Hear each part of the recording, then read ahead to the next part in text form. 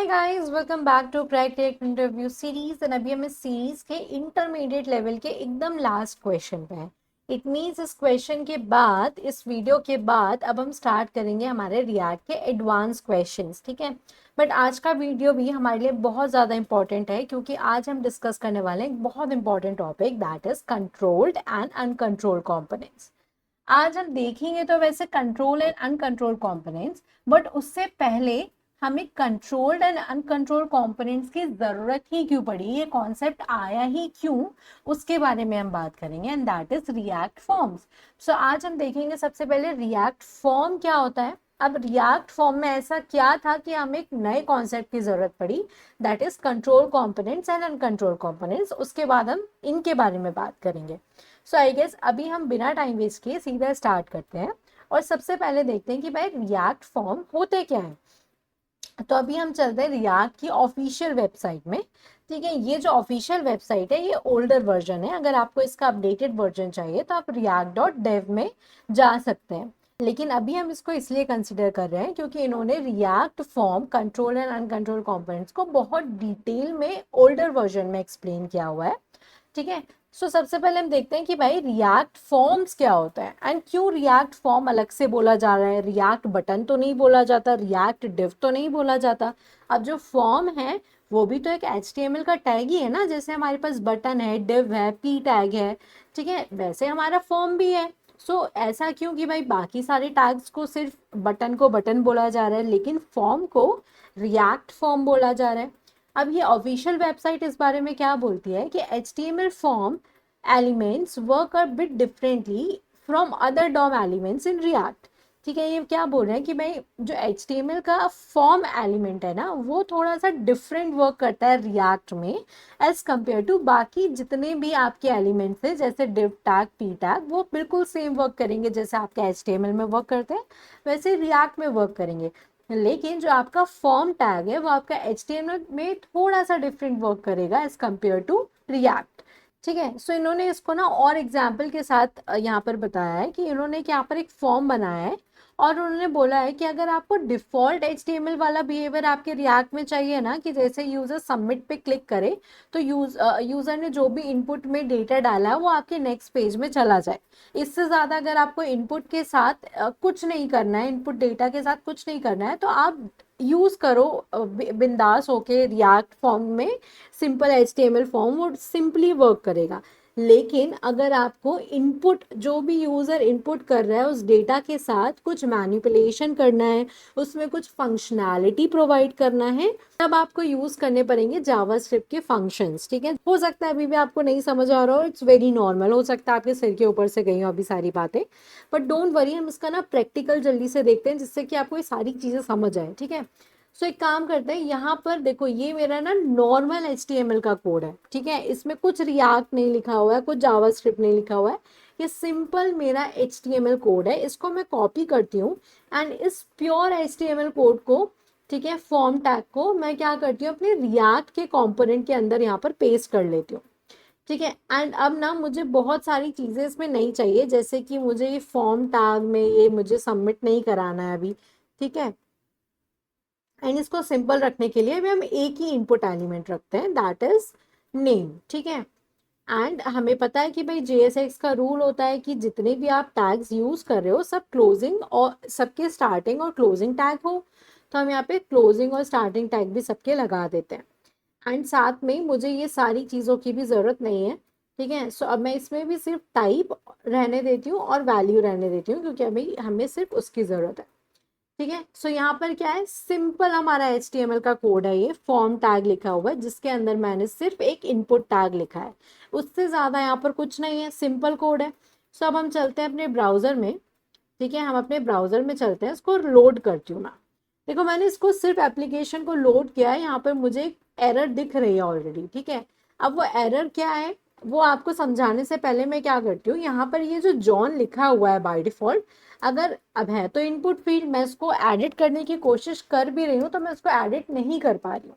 लेकिन वहीं अगर मैं यहाँ पर चलूँ जहाँ पर मैंने सिंपल HTML का कोड लिखा है एंड यहाँ पर अगर अब मैं इसको एडिट करने की कोशिश करूँ ना, पहले मैं इसको रीलोड कर लेती हूँ, ठीक है। एंड अगर अब मैं इसको एडिट करने की कोशिश करूँ ना, देखो मैं इसको एडिट कर पा रही हूँ, ठीक है, इजिली एडिट कर पा रही हूँ, बट सेम कोड मैं अपने रिएक्ट में एडिट नहीं कर पा रही हूँ। क्यों नहीं कर पा रही हूँ?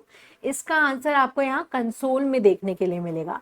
ये क्या बोल रहे हैं? Provided a value prop to a form field without an on-change handler. This will render a read-only field. If the field should be mutable, use default value. Otherwise, set either on-change or read-only. ठीक है, simple सी बात ये बोल रहे हैं कि भाई आपने कोड में क्या लिखा है, आपने यहाँ पर ना वैल्यू लिखा है। अब ये जो वैल्यू है ना वो ट्रीट हो रहा है एज अ प्रॉप, एंड हमें पता है कि रिएक्ट में जो प्रॉप होते हैं वो रीड ओनली होता है। इट मीन्स आप उसकी वैल्यू को चेंज नहीं कर सकते, ठीक है। इसी वजह से हमारे साथ क्या हो रहा है, हम इसकी वैल्यू को चेंज नहीं कर पा रहे हैं। अब साथ में ये आपसे बोल रहे हैं कि भाई अगर आपको वैल्यू को चेंज करना है ना तो आप क्या करो, ये डिफॉल्ट वैल्यू का यूज कर लो। ठीक है, हम इसको कॉपी कर लेते हैं एंड नाउ वैल्यू की जगह मैं क्या लिख देती हूँ, डिफॉल्ट वैल्यू लिख देती हूँ, इसको सेव कर लेती हूँ। And now let's go back to the browser and अगर अब मैं इसको चेंज करूं, देखो मैं इसको चेंज कर पा रही हूँ। अब हमें एक डिफरेंस तो ये क्लियर हो गया कि भाई वैल्यू की जगह हमें डिफॉल्ट वैल्यू यूज करनी होती है, अदरवाइज जो हमारा HTML में यहाँ पे जो वैल्यू वर्क कर रहा है वो रिएक्ट फॉर्म में नहीं वर्क करेगा। ठीक है, ये डिफरेंस हमें क्लियर हुआ। सेकेंडली, अब आप मुझे एक बात बताओ, यहाँ पर फॉर एग्जाम्पल मैंने यूजर से इनपुट ले भी लिया, यूजर ने इनपुट दे दिया, अब मैं क्या करूंगी, अगर आपको HTML के फॉर्म के जैसा बिहेवियर चाहिए कि भाई आपने इनपुट फील्ड में डेटा फिल करवा लिया और जैसे ही यूजर सबमिट पे क्लिक कर रहा है आप उसको डेटा को दूसरे पेज में लेके जा रहे हो। अगर आपको सिर्फ इतना ही काम है तो आपको कोई दिक्कत नहीं है, आप HTML फॉर्म जैसी फंक्शनैलिटी रिएक्ट में भी चल जाएगी। लेकिन ऐसा होता नहीं है, क्यों? क्योंकि अगर हम रिएक्ट में इनपुट फील्ड से डेटा कुछ ले रहे हैं यूजर से, तो हम उस डेटा का कुछ तो यूज करेंगे ना भाई। उस डेटा को हो सकता है हम मैनिपुलेट करें, उसमें हम कुछ फंक्शनैलिटी लगाएं, वाली चीज हम डायरेक्टली HTML फॉर्म में नहीं कर सकते। एंड उसको अचीव करने के लिए इसने बोला है कि भाई अगर आपको कुछ करना है तो आप क्या करो, ऑन चेंज का यूज करो। ठीक है, ऑन चेंज का वैसे तो हम HTML में भी यूज कर सकते हैं कि भाई ऑन चेंज लगा दो और उसके बाद यहाँ पे जावास्क्रिप्ट की फंक्शनैलिटी के थ्रू हम इसको हैंडल कर लेंगे, दैट इज फाइन। अब रिएक्ट में भी हम ऑन चेंज लगा देंगे, बट फिर भी अभी क्या डिफरेंस है? डिफरेंस ये है, अब आपको समझना पड़ेगा कि डिफरेंस क्या है। जब हम रिएक्ट में ऑन चेंज लगाते हैं तो हम क्या करते हैं, यूज स्टेट का यूज करते हैं। ठीक है, जो भी स्टेट है करेंटली उसको अपडेट करेंगे, उसमें कुछ फंक्शनैलिटी लगाएंगे। ठीक है, सो हम क्या करें, रिएक्ट का यूज करें। सो यहीं से हमारा कॉन्सेप्ट शुरू होता है कंट्रोल कंपोनेंट्स का। ठीक है, कंट्रोल कंपोनेंट्स का कॉन्सेप्ट क्या है, अगर आप चलोगे ऑफिशियल वेबसाइट में, देखो यहाँ पर लिखा है an input form element whose value is controlled by React is called the control component. Simple है। देखो अभी क्या हो रहा है यहाँ तक भाई, ठीक है, ऑन चेंज आपने लगा दिया, आप HTML में भी लगा सकते हो, लेकिन आप क्या करते हो, यहाँ पे ऑन चेंज लिखते हो जब भी, तो आप क्या करते हो, यूज स्टेट का, ठीक है, ऐसे स्टेट मैनेजमेंट वाली चीज़ों का यूज करते हो जो कि हमें प्रोवाइड करती है रिएक्ट। ठीक है, सो जब रिएक्ट आपका कंट्रोल कर रहा है आपके इनपुट फील्ड्स को इंस्टीड ऑफ नॉर्मल HTML और DOM, ठीक है, तब हमारा कहलाता है वो control components. So for example default value की मुझे जरूरत नहीं है। ठीक है, सो मैं सबसे पहले यहाँ पर एक स्टेट बना लेती हूँ। यहाँ पर मैं लिखती हूँ नेम, यहाँ पे हम लिखेंगे set name equals to use state. ठीक है, इसको अभी हम एम्प्टी रहने देते हैं। ठीक है, एंड यहाँ पर अब डिफॉल्ट वैल्यू की जगह मैं क्या लिखूंगी, वैल्यू। ठीक है, वैल्यू में हम क्या कर देंगे, नेम सेव कराएंगे एंड हम बोलेंगे जब भी कोई यूजर इसको चेंज करे तो हम क्या करते हैं, हम जो भी इवेंट है उसको पहले कैप्चर करेंगे एंड उसकी हेल्प से हम सेट नेम में क्या करा देंगे, event dot target dot value. जो भी यूजर उस टाइम पे वैल्यू में टाइप कर रहा हूँ वही हम नेम में सेव करा देंगे। ठीक है, सो अगर यहाँ पर मैं simply console dot log name करूँ, ठीक है, यहाँ पर हम नेम करते हैं। ठीक है, सो अब हम देखते हैं कि किस तरीके से वर्क करेगा। तो अगर अब मैं इसको रीलोड करूँ तो देखो नेम अभी मेरा एम्प्टी है, नेम में कुछ भी नहीं है, लेकिन जैसे ही यूजर फॉर एग्जांपल यहाँ पर योशिता मैंने लिखा तो मेरे नेम में क्या सेव हो गया, योशिता सेव हो गया। ठीक है, अब मैं क्या करती हूँ, अब इस नेम के साथ मैं कुछ भी कर सकती हूँ, मैं इसमें कोई भी फंक्शनैलिटी अप्लाई कर सकती हूँ।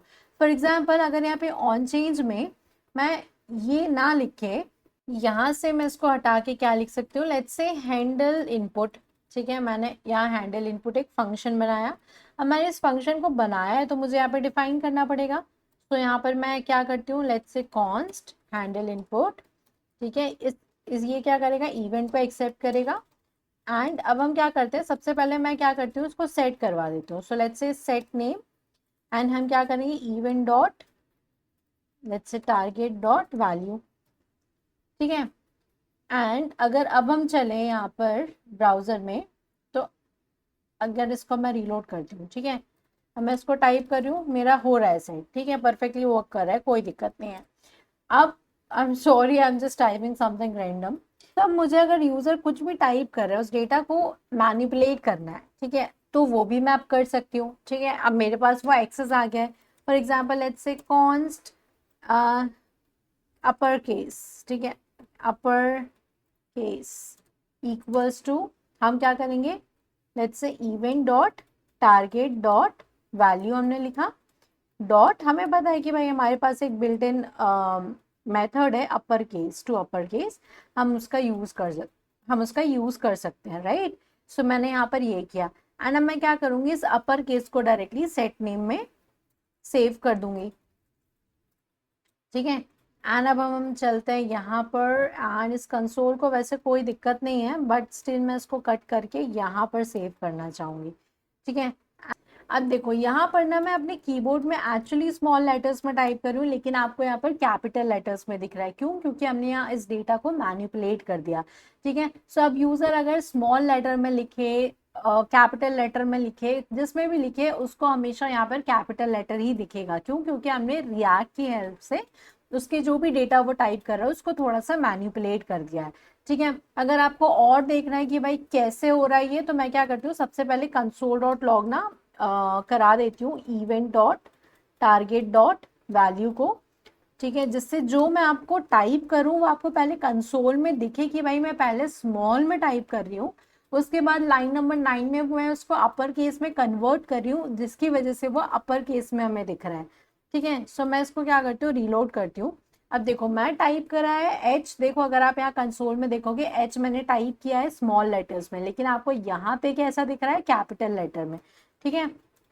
ये देखो इस तरीके से ये वर्क करता है, ठीक है। सो ये कहलाते हैं हमारे कंट्रोल कंपोनेंट्स, ठीक है। एक बार और हम समराइज कर लेते हैं जिससे कि आपके दिमाग में ये चीज फिट हो जाए कि जब भी आपके फॉर्म एलिमेंट्स को कंट्रोल करता है रिएक्ट, तो उस कंपोनेंट को हम कहते हैं कंट्रोल्ड कंपोनेंट्स। इट मींस ये वाला जो app.jsx है उसमें हमने फॉर्म लिखा है, एंड इस फॉर्म को कंट्रोल कर रहा है हमारा यूज स्टेट, ठीक है, यानी कि हमारा रिएक्ट कंट्रोल कर रहा है, ना कि डायरेक्टली HTML और DOM। इसलिए ये जो app.jsx है वो हमारा कहलाएगा कंट्रोल्ड कंपोनेंट्स, ठीक है। आई होप आपको ये क्लियर हुआ होगा। अब कंट्रोल कंपोनेंट्स तो हमें समझ आ गया, लेकिन भाई अनकंट्रोल्ड कंपोनेंट्स क्या होते हैं एंड इसका कॉन्सेप्ट हमें क्यों पढ़ना है, क्यों जरूरी है भाई, ठीक है। सो अगर आप यहीं पे ऑफिशियल वेबसाइट में देखोगे ना, तो यहाँ पर आपको एक टॉपिक मिलेगा, that is alternatives to controlled components. So अभी अनकंट्रोल्ड कंपोनेंट्स क्या होते हैं, तो देखो ये क्या बोल रहे हैं, in most cases we recommend using controlled components to implement form. In a control component form data is handled by React component. ये हमने ऑलरेडी देख लिया कि भाई ये रिएक्ट की ऑफिशियल वेबसाइट भी बोल रही है कि भाई ज्यादातर जितना ज्यादा आप हो सके आप क्या करो, कंट्रोल कंपोनेंट का यूज करो जब भी आपको फॉर्म्स को इम्प्लीमेंट करना हो, ठीक है। क्योंकि जो कंट्रोल कंपोनेंट्स होते हैं उसमें फॉर्म डेटा जो होता है वो कौन हैंडल करता है, रिएक्ट कंपोनेंट हैंडल करता है। लेकिन इसका ऑल्टरनेटिव है अनकंट्रोल कंपोनेंट, जहां पर जो फॉर्म डेटा है वो डायरेक्टली डॉम हैंडल करता है, ना कि रिएक्ट, ठीक है। सो अब आपको अगर रिएक्ट में फॉर्म बनाना है एंड आप चाहते हो कि भाई हम यूज स्टेट की हेल्प से या फिर ऐसा कुछ ना लिखें जिससे हमारा रिएक्ट हमारे डेटा को हैंडल करे, हम चाहते हैं कि भाई डायरेक्टली हमारा जो डॉम है ना वो हमारे डेटा को एक्सेस करे और कंट्रोल करे, तो उसके लिए हम यूज करते हैं अनकंट्रोल्ड कंपोनेंट्स, ठीक है।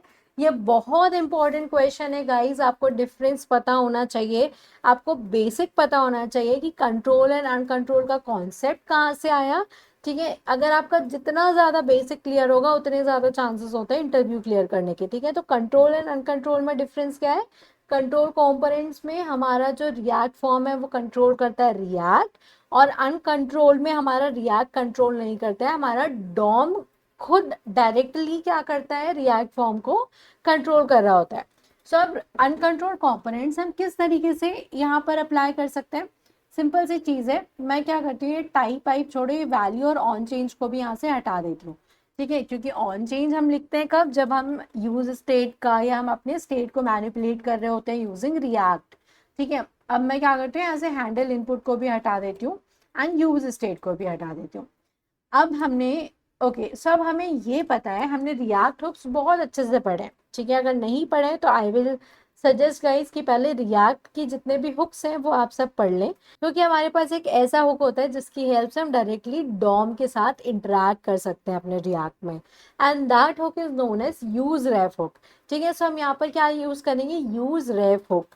सो अब यहाँ पर हम लिखेंगे कॉन्स्ट, हम कुछ भी लिख सकते हैं, ठीक है, यहाँ पे it's just the variable name, so let's से रेफ, रेफ रेफ रेफ नेम, ठीक है, मुझे कुछ समझ नहीं आ रहा तो मैंने रेफ नेम दे दिया, इक्वल्स टू यूज रेफ, ठीक है, यूज रेफ का हम यूज कर रहे हैं। एंड अब हम क्या करेंगे, हमें पता है कि HTML फॉर्म में हमारे पास एक एट्रीब्यूट होता है रेफ नाम का, ठीक है, हम उसको अपने इनपुट में क्या कर देंगे, यूज करेंगे। सो हम यहाँ पे एक एट्रीब्यूट डालेंगे रेफ, एंड इस रेफ के अंदर हम यूज करेंगे रेफ नेम का, ठीक है।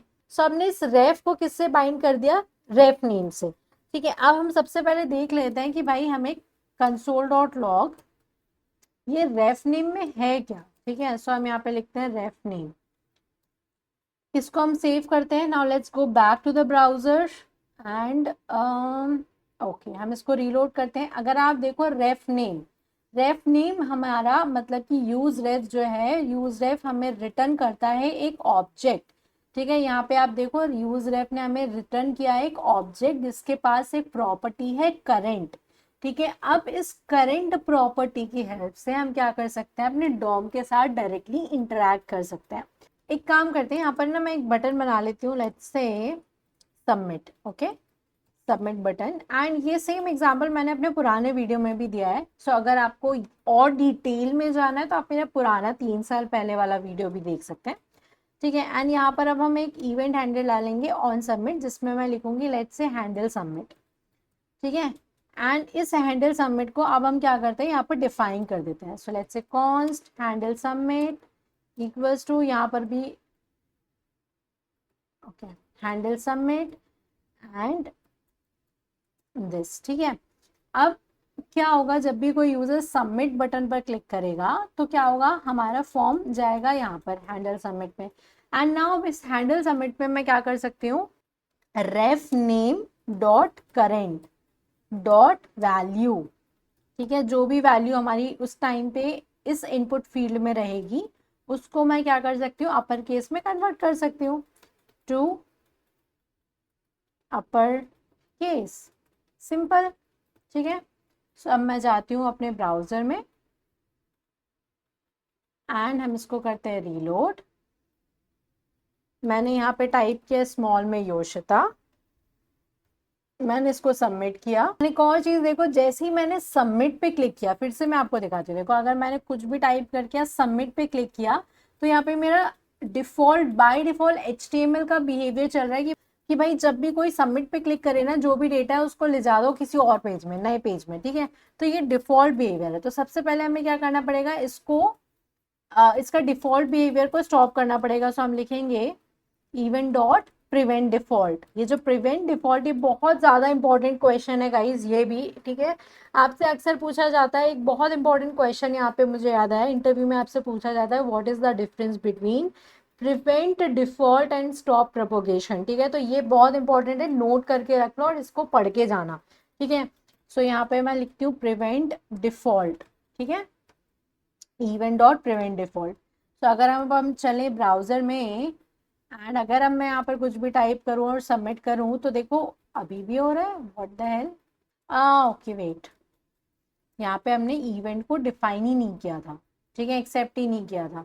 एंड नाउ अगर मैं कुछ टाइप करूँ सबमिट करूँ तो देखो अब ये वर्क कर रहा है। अब मैं सबमिट पे क्लिक भी कर रही हूँ तो ये मेरा गायब नहीं हो रहा है, ठीक है।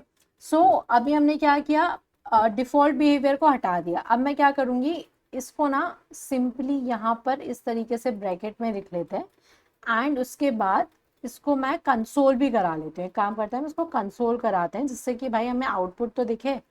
ठीक है, मैं इसको कंसोल डॉट लॉग करा देती हूँ and now let's go back to the browser.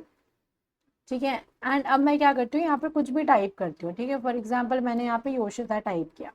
अब जैसे ही मैं सबमिट पे क्लिक करूंगी तो देखो मेरा जो कंसोल है उसमें मेरा जो योशिता है वो कैपिटल लेटर्स में शो हो रहा है instead of small letters. So यही था हमारा concept controlled and uncontrolled components का, एंड आई रियली होप आप लोगों को समझ आया होगा।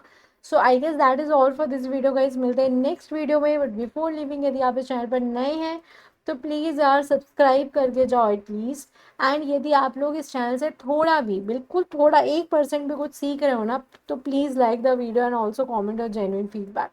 Thank you guys for watching.